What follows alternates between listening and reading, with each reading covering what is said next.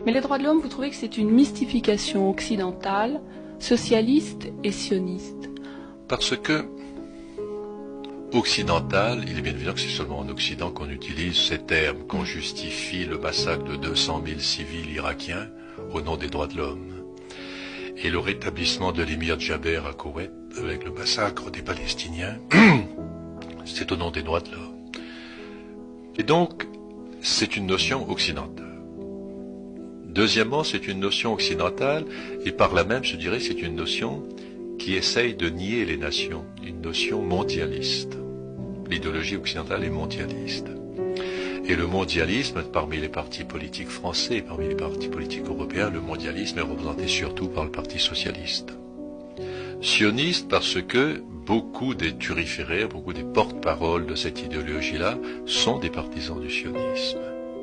Les droits de l'homme, c'est une mystification. C'est bon pour justifier le massacre de 200 000 hommes, femmes et enfants en Irak. On ne voit pas du tout ce que les droits de l'homme ont à faire là-dedans. C'est valable pour massacrer. On soutient les Kurdes au nom des droits de l'homme, mais on ne soutiendra pas les Croates au nom des droits de l'homme. Bon. Géométrie variable. Géométrie variable, donc, c'est pour ça que je dis c'est une mystification. Elle est mondialiste, elle nie la nation, elle nie les nations, elle nie les peuples. Et moi, je crois surtout dans les nations et dans les peuples. Bon, vous êtes plutôt internationaliste, en tout cas vous êtes contre le cosmopolitisme, vous êtes contre cette espèce de métissage sur ordre, oui, qui est quand même très, très actuel.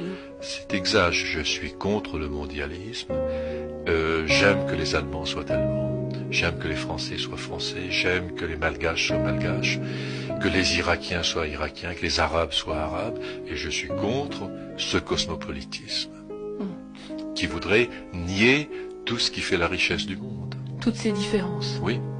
Et il y a une autre escroquerie, puisque là vous utilisez ce terme, c'est l'antiracisme.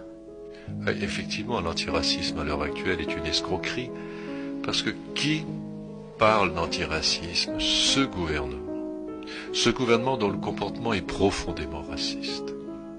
Il suffisait de regarder la télévision pendant la guerre du Golfe pour voir vraiment transpirer le mépris de nos dirigeants pour les peuples du tiers-monde, pour les peuples du Sud. Et nos gouvernants étaient alliés de M. Bush, qui déclarait « Je vais botter les fesses de Saddam Hussein ». Est-ce que M. Léon Blum a jamais déclaré qu'il allait botter les fesses d'Hitler? Il est vrai que c'était beaucoup plus difficile et qu'on était plus prudent. Mais donc ce mépris de l'arabe, c'est quelque chose d'intolérable. Et donc quand ces gens parlent d'antiracisme, je pense que l'antiracisme, c'est comme les droits de l'homme, un moyen d'abuser les populations et les honnêtes gens.